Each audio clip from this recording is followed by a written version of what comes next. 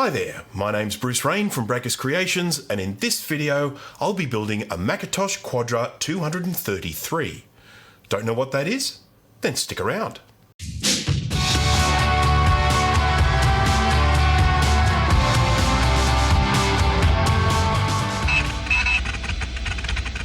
This is the Quadra 700, one of my favourite Macs. Not just because it appeared in Jurassic Park, though that is super cool, but because it was very significant in my professional life. I worked in pre-press and design from 1989 to the early 2000s.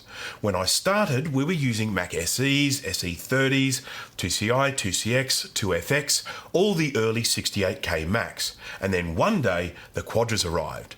The new 68040 CPUs, Apple's latest offering of the Quadra 700 and Quadra 900, ushered in a new era of computing power. The Quadra 700 looked a whole lot like a Mac 2CI. But it was designed to be positioned upright like a mini tower, and for some reason that seemed so much cooler. And it was fast. I remember launching Photoshop and being blown away by how fast it loaded. And then I ran an unsharp mask filter on an image and it was almost instantaneous. This computer was going to change my work life. A couple of months ago, I decided I would create a 3D model of the Quadra 700 case. It was part of another project that I have in the pipeline, but when I had it close to complete, I decided to print it out on my Creality K1 3D printer. The build area of this printer is too small to print full-sized, so I decided to print a 1/3 size Quadra 700 to check my design. Just in case it hasn't sunk in yet, 1/3 of 700 is 233 1/3, which is what the whole Quadra 233 thing is about. Once I had the print in my hand, not only did I love the way it looked, I started thinking about how I could use it as a case for a Raspberry Pi running vintage Macintosh emulation software. I could actually make it be an emulated Quadra 700 in this little case. As it turns out, my full-size model of a Quadra 700 didn't really work properly when shrunk down to 33%. The depth of the ridges were too shallow and the walls were too thin, and some of the subtle details were completely lost in the shrunken size. So I decided to start from scratch, making a model that would better suit this print size. I did all the 3D modelling in OnShape. If you're not familiar with OnShape, I'm going to do my best to sing its praises, because I think it's fantastic. It's web-based, which initially made me hesitant, but I've grown to love it. I love to be able to log into my OnShape account and work on my models wherever I am. If I'm working on my desktop, my laptop, or the Mac I have in my workshop, it's a seamless workflow. OnShape is free. Proper free, and the only limitations of the free version are no model version branching in history, and anything you create is public. If you want to build something you want to sell, the free version is not for you. Now, maybe you do want to sell your models, or maybe you're building models for the CIA, so you need them to be secret. But for most people, public models aren't an issue. I share all of my models publicly on Thingiverse anyway. And there is a flip side to this. It's not just about your models being public to other OnShape users, their models are available to you too. When you start using OnShape, there is a huge library of public models from other users, which can be of great benefit, as you'll see from this project. I built the Mini Quadra with 2.4mm walls, and the ridges are 0.8mm wide and 1.4mm deep. There are exactly the same amount of ridges as the real Quadra 700. I designed the lid so that it would clip into place without the need for any screws. It holds in position quite well and is easy to remove when needed. I did all of my prototyping on a Creality K1 printer. It's a CoreXY printer and is blazingly fast. It allows me to see the results of my designs really quickly instead of having to wait half a day to see if my design was a success. Even at its highest print speed, the quality is fantastic. I've used a white eSun PLA Plus filament. This is a Raspberry Pi 4. It has a quad-core 1.8 GHz ARM CPU, 4 GB of RAM, 5 GHz Wi-Fi, 2 USB 3 ports, 2 USB 2 ports, 2 micro HDMI ports, gigabit Ethernet, a headphone socket, and a micro SD card slot for storage. It's not as powerful as the newer Raspberry Pi 5, but it has way more than enough power to emulate a Quadra 700. I picked this one up from my local electronics retailer for $130 Australian, but better pricing can be found online. One of the frustrating things about the Raspberry Pi is the position of the connectors.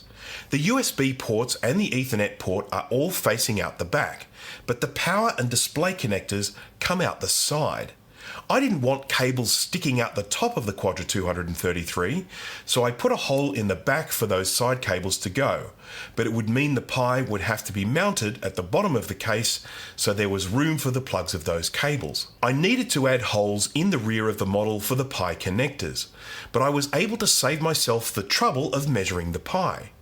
I mentioned before that there is a huge public library of models in OnShape, so I searched for a Raspberry Pi 4 and sure enough there was an existing model I was able to drop into my case to use for the mounting hole positions and the port cutouts. A big thank you to the person who created that Raspberry Pi model. I printed my first Raspberry Pi case prototype, installed the Pi and gave it a spin. There are a few things that needed refinement, but on the whole it was exactly what I wanted. Originally I created the Apple logo and restart buttons as indentations in the model, but when printed they were virtually invisible, so I made the design decision to have them hollowed out. It made them stand out more and I think it worked well. Some time ago I built a Mini-Mac emulator model in the style of a 12-inch CRT monitor released around the time of the Macintosh LC. I was incredibly happy with it. It has a 5-inch touchscreen, an internal power supply so it can be plugged straight into mains power, a fan and stereo speakers. I can plug it in, connect a USB keyboard and mouse and it works just like a 68K Macintosh. But I do need my special glasses to read what's on the screen.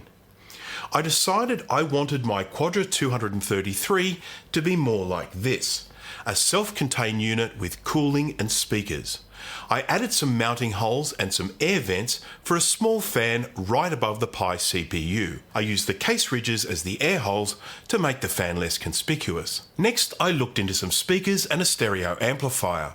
I decided to go with these little 40mm 250mW 8-ohm speakers because they are very small and easy to obtain. It's not exactly high fidelity sound, but it does the job. I got this little PAM 8403 amplifier, which turned out to be a huge pain. Nothing really wrong with it as such, but the little holes for the wires are so small and close together, it made the build a little challenging. It would have been nice if they were just spaced the normal 2.54mm apart as a standard header. I purchased these from my local electronics retailer, but I've included links for buying these from DigiKey. I altered the model to include vents for the speaker sound to get out and some tabs to hold the speakers in place. They happen to fit perfectly, but I was prepared to use hot glue if they were a bit loose. I used a standard 3.5mm headphone jack to plug into the Pi, then soldered the wires to the amplifier. Then I soldered wires from the amplifier to the speakers. There's quite a bit of space in the case, so the wires didn't need to be too short. Even with the gigantic headphone jack I used, it still fit in the space, but only just. I powered the amplifier using the 5V output of the Pi from pins 2 and 9 of the 40-pin header. I powered the 5V cooling fan from pins 4 and 6. The amplifier needed some hot glue because all of the cables kept yanking it out of place. So now I have to make the Raspberry Pi pretend to be a Quadra 700. Lots of people go to great lengths to configure their Mac emulators to just launch straight into Mac OS, so it behaves exactly like a real vintage Mac. But not me. I actually use RetroPie, the game emulator.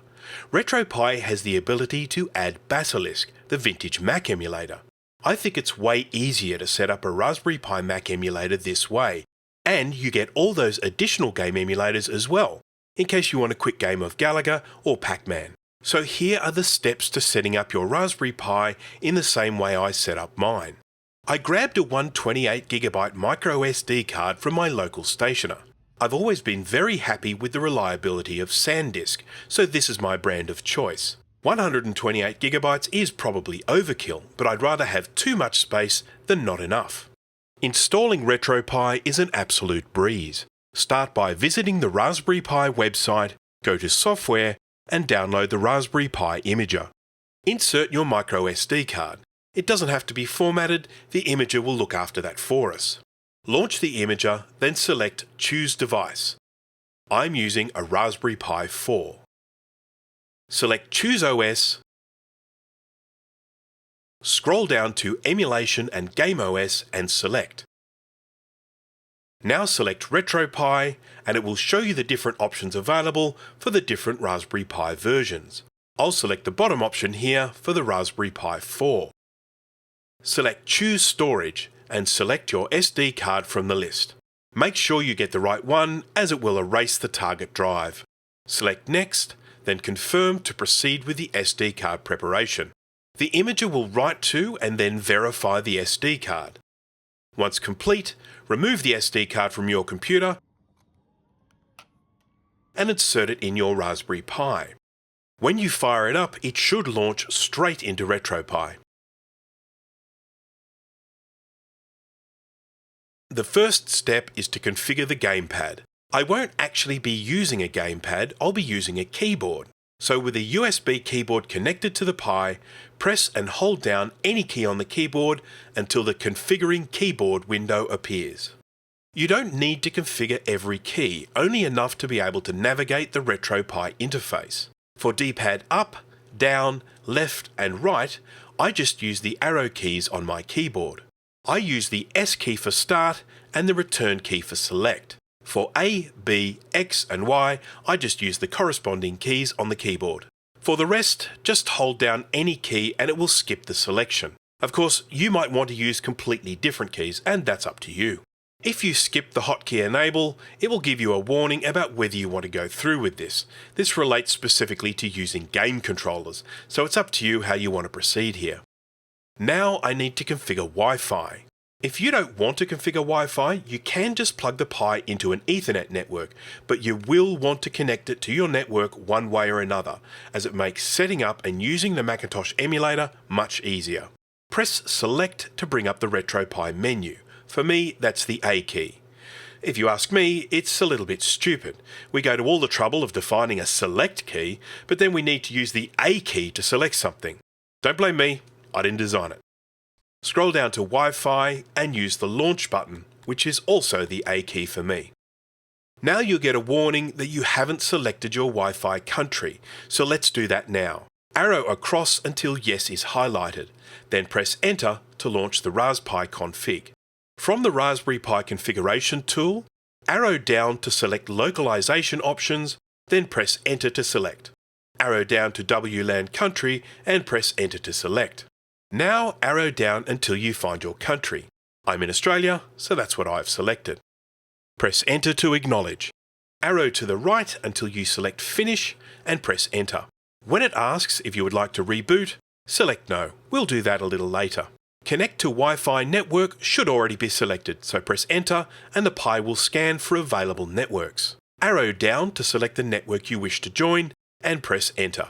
You will be prompted to provide your Wi-Fi password.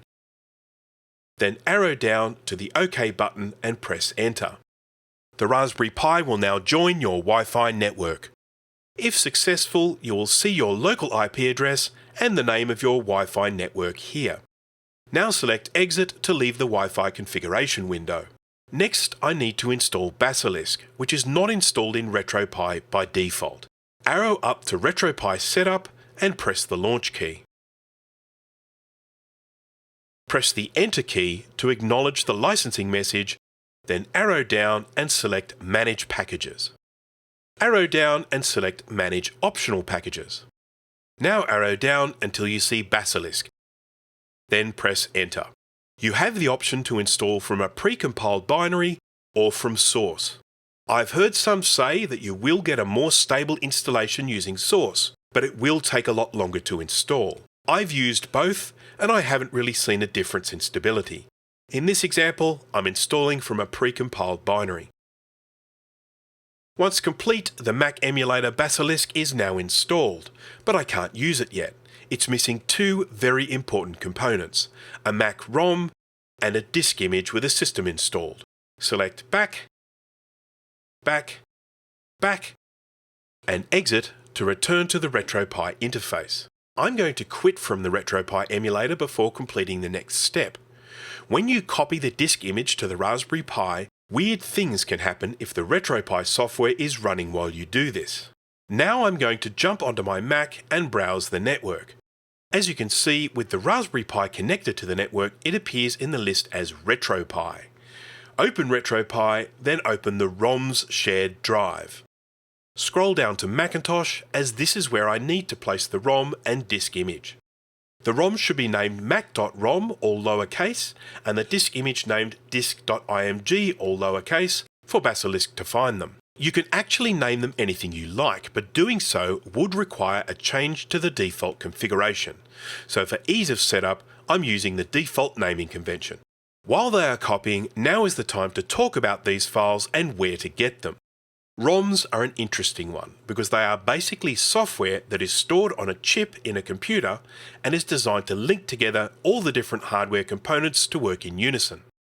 Not only that, they are also copyright by Apple, so people are understandably cautious about sharing them. But I've included a link in the description to a website where you can download them.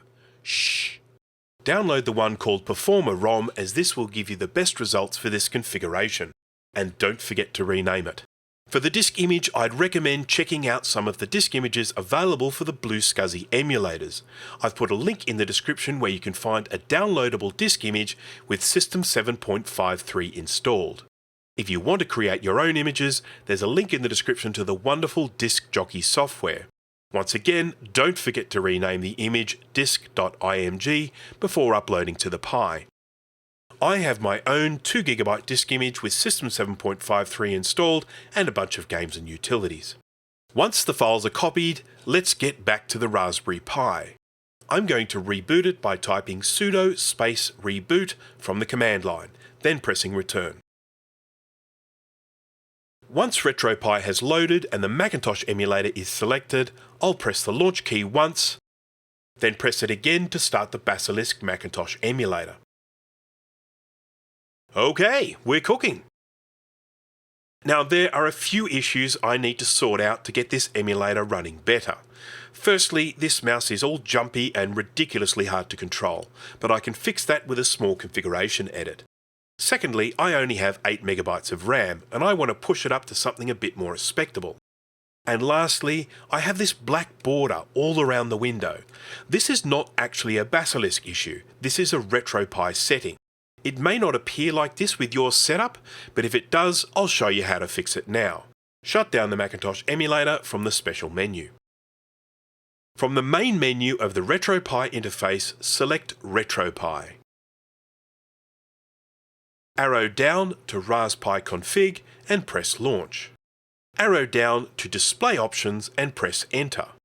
Arrow down to underscan and press enter. Select No for would you like to enable compensation for displays with overscan with the arrow keys and press enter. Press enter again to return to the config menu. Use the right arrow to select finish and press enter again to reboot the Pi. Now we have the RetroPie using the full dimensions of the display. Next, I'm going to fix up the Basilisk configuration. Once again, I'm going to access the Pi over the network, but this time I'm going to connect to the configs drive, then open up the Macintosh directory. Open up the basilisk.cfg file with a text editor so we can make a few changes. The first thing is to increase the RAM with the RAM size setting. I'm going to take it from 8MB to 64MB. The value for 8MB is in bytes and is 8,388,608. For 64MB, it will be 1024 by 1024 by 64, or 67,108,864. Next, I'll change the frame skip setting from 6 to 0. This will remove the jerkiness of the mouse action and make it much easier to control. Next, I'll change the model ID from 5 to 14. 5 is a Macintosh 2CI, 14 is a Quadra 900. I realise I'm trying to emulate a Quadra 700, but the Basilisk documentation recommends using 14 as it's the most stable, so near enough is good enough. I'll also change FPU to true so that the emulator thinks it has a floating point unit installed.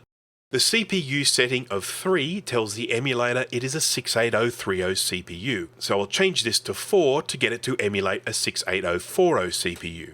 Save the file to apply the settings.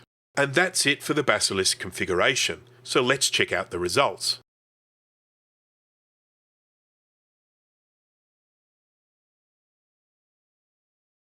The cursor is smooth. We have 64 megabytes of RAM. The black border is gone. And if we launch Snooper,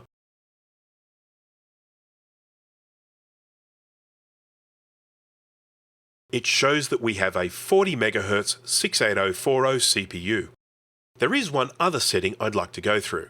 As you can see, everything looks absurdly small on this 1920 by 1080 display. At the time of System 7 and the Quadra 700, displays that big just didn't exist. 1152 by 864 would probably have been about the biggest commercially available monitor around in the early 90s, maybe even smaller. So if you'd like to change the display output to something more period correct, we can change that easily with the Raspberry Pi config. From the main menu of the RetroPie interface, select RetroPie. Arrow down to Raspberry Pi config and press Launch. Arrow down to Display Options and press Enter. Press Enter to select resolution. And here the choice is kind of up to you. You can go with a more traditional 4:3 aspect ratio or the more modern 16:9 aspect ratio. I'd like to use the full width of my monitor, so I'll stick with 16:9. I think 720 by 480 is a little small, so I'm going to press Enter to select 1280 by 720. Press Enter again to confirm. Use the right arrow to select Finish and press Enter again to reboot the Pi. RetroPie will relaunch with the new resolution. Now when I launch the Macintosh emulator, the text isn't so ridiculously small. One more thing I'd like to show you is this, the Unix drive on the desktop. If we open this up, we can see the mac.rom and the disk.img for this emulator, as well as any other files that may have been placed into that Macintosh directory of the networked ROM drive. And this is how we can transfer files from a modern computer into this emulator environment. So let's say I want to install the game Lemmings. I'll visit Macintosh Garden and download a zip file of Lemmings, then copy it into the Macintosh directory of the RetroPie ROM drive. When I open the Unix drive of the emulator, the zip file is there. I can decompress it with Stuffit Expander and install it on the emulator.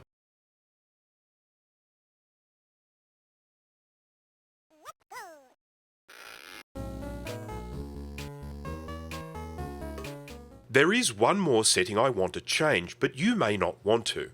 The Raspberry Pi has the ability to output sound via the headphone socket or the HDMI port.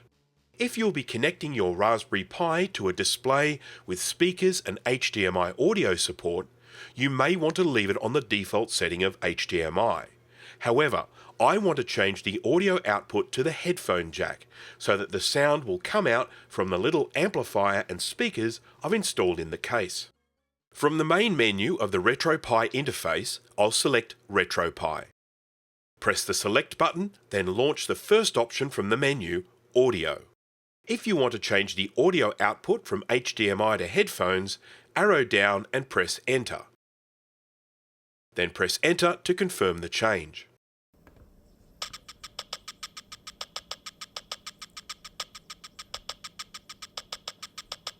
As I mentioned, I've done all my prototyping using eSun White PLA Plus filament, but I'd like the final print to look a little more like the real thing. I have this 3D printer filament by Polymaker called Polyterra PLA in a muted white colour. It's reasonably close to the original colour of the Quadra 700. Unfortunately, this filament is awful. It's like trying to 3D print with Parmesan cheese. The final prints are brittle too, so it's not good for anything that requires strength. Thankfully, this Quadra 233 case is largely ornamental, so it should be strong enough. The end result looks pretty good as long as you don't get too close.